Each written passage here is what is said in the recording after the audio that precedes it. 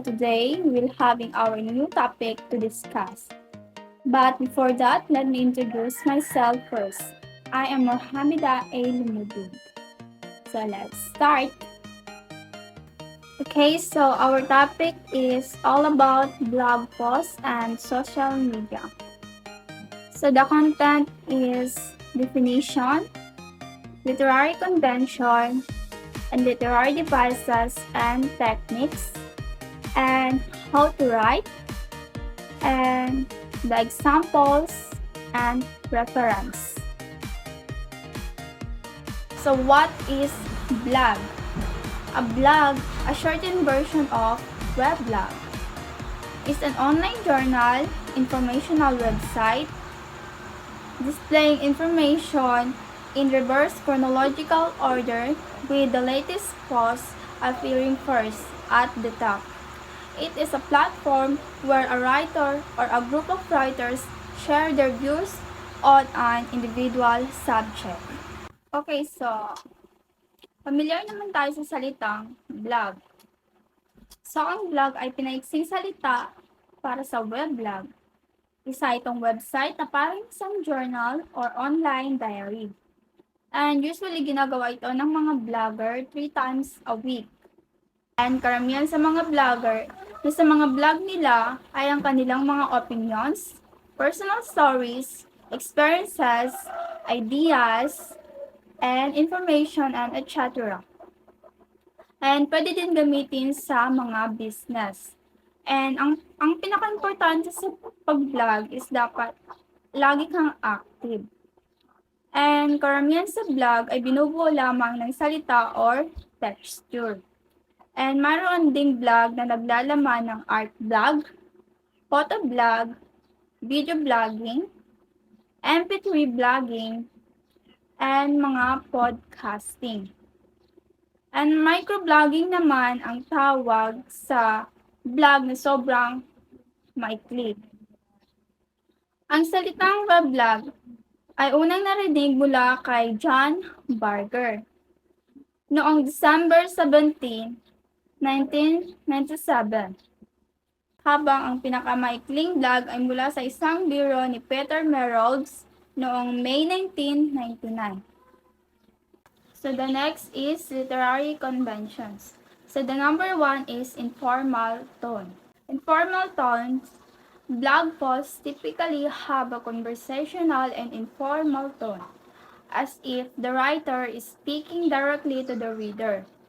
This helps to create a more engaging and relatable experiences. So, ang informal tone is a casual na language lang.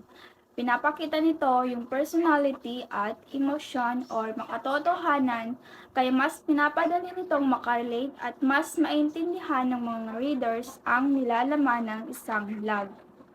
Number 2 is shorter paragraphs. So, shorter paragraphs, blog posts often use shorter paragraphs compared to traditional print media.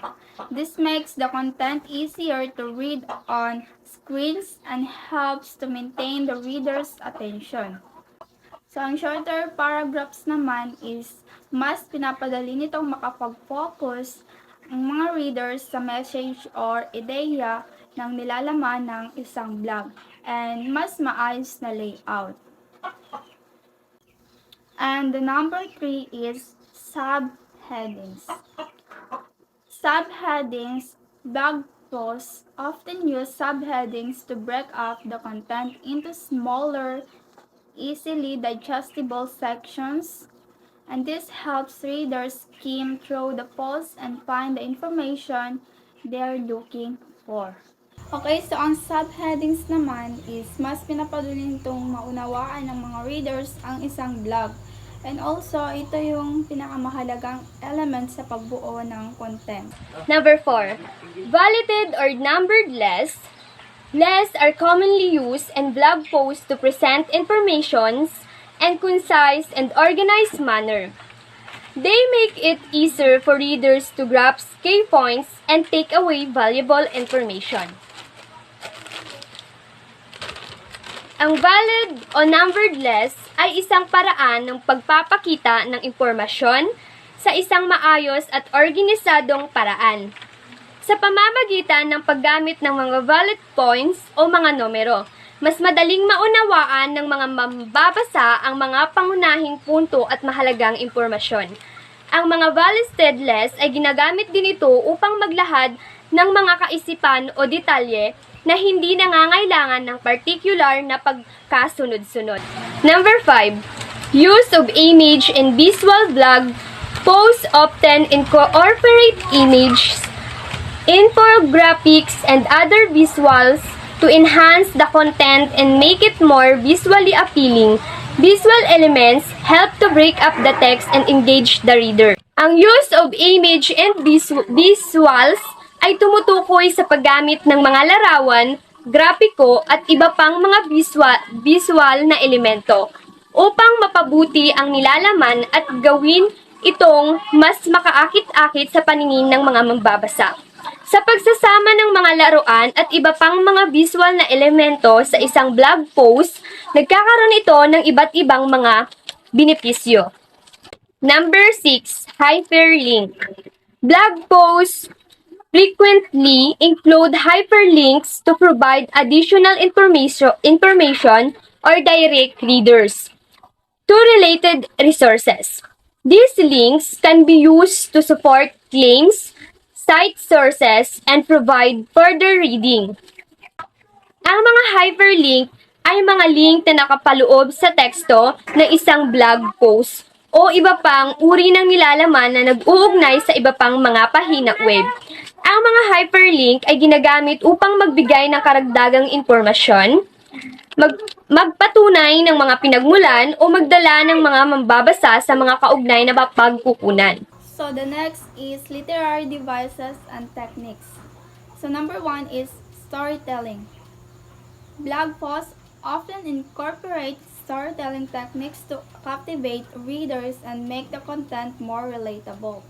This involves using narrative elements such as characters, plot, and conflict to present information or convey a message. So storytelling sa blog post is isang malakas na paraan para makapaghikayat or makapag-engage sa iyong mga readers. And ito ay tumutukoy sa paggamit ng narratibo or kwento na nagbibigay din sa isang particular na punto o mensahe.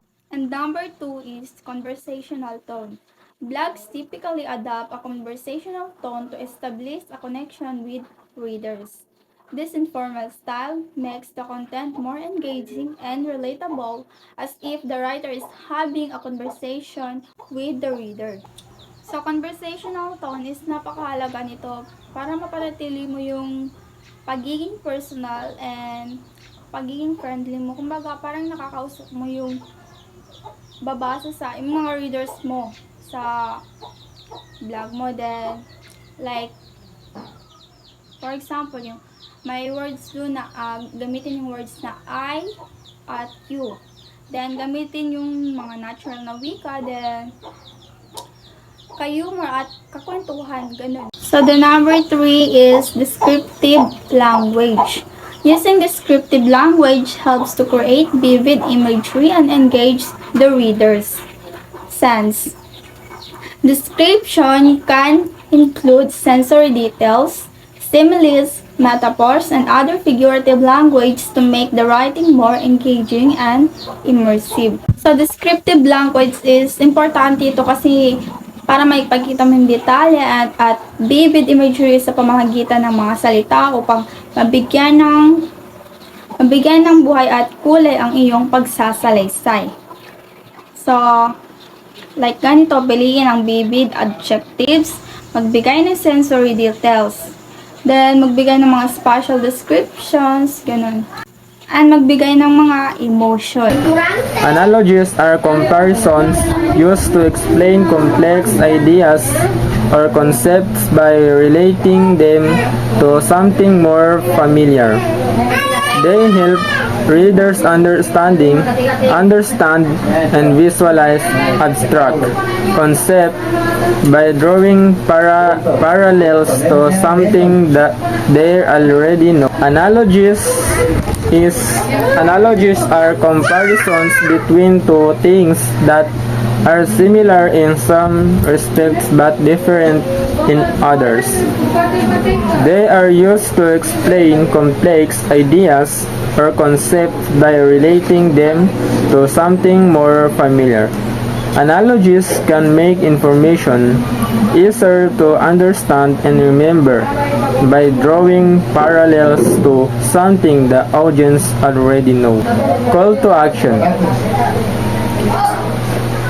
Call to action. Blog posts often include a call to actions, encouraging readers to take a specific action. This can be in the form of inviting them to leave comments, share the post on social media, subscribe to the blog, or engage in a particular activity related to the content. Call to action. A call to action (CTA) is a prompt or directive given to the audience to encourage them to take a specific action. It could be anything from signing up for a newsletter, making a purchase, or sharing a post. CTA are essential in marketing and communication to drive engagement and conversation. Humor. Injecting humor into blog posts can make the content more entertaining and engaging. It can be in the form of witty remarks, funny anecdotes, or clever wordplay. However, it's essential to ensure that the humor aligns with the overall tone and purpose of the blog. Ang ibig sabihin ng humor ay isang literary device na ginagamit upang magdulot ng katatawanan o kaligayahan sa isang teksto. Halimbawa, si Salindova. Si Salindova ay isang blogger na lahat ng kanyang content ay puro katatawanan. The last one is hyperlinks and multimedia. Hyperlinks and multimedia, including hyperlinks to external sources, images, videos, or other multimedia elements can enhance the blog post credibility and provide additional information on or context.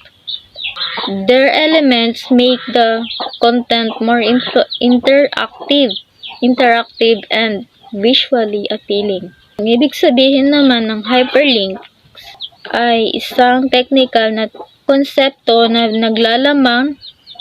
naglalayong magbigay ng koneksyon o link sa pagitan ng mga dokumento, pahina o mga elemento sa loob ng isang website o sistema ng impormasyon.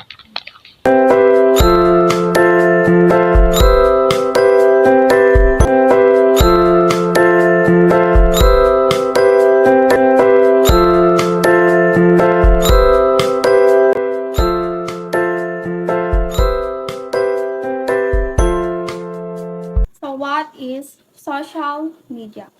Social media is an online platform where we can share information, pictures, and videos, and etc. We all use it in our day-to-day life. It has become an integral part of our lives. In modern life, social media is developing fast. It is used by many people all over the world. Social media is especially very popular among the young. So, social media, alam naman natin ang social media ay usually ginagamit sa pakikipagkomunikasyon at napapadali nito na malaman natin kaagad ang mga impormasyon or issues and maaari tayong mag-post ng mga pictures or videos at marami pa itong pwedeng maitulong sa atin. Informality. Social media posts are generally written in a casual and conversational tone. People tend to use informal language, abbreviations, and emojis to express themselves. Formality in communication involves being relaxed, casual, and friendly in your interactions. It's about creating a comfortable and approachable atmosphere where people feel at ease. This can help in building rapport and connecting with others on a more personal level. Visual content, images, videos, and GIFs are frequently used in social media posts to grab attention and enhance the message. Visual content is often more engaging and shareable. So visual content are images, videos, and GIFs at iba pang graphic to convey message or express a thought and provides a deeper and more engaging experience to readers. Is personal voice. Social media posts are an opportunity for individuals to share their thoughts, experiences, and opinions. Therefore, posts often reflect the personal voice and perspective of. So, ang personal voice naman is a way of speaking or expressing one's personality and thoughts in communication on social media platforms. And usually, mas nakukuha yung intention ng mga readers kasi mas naipapakita yung mga pagka-creative mo at may sarili kang tono and sariling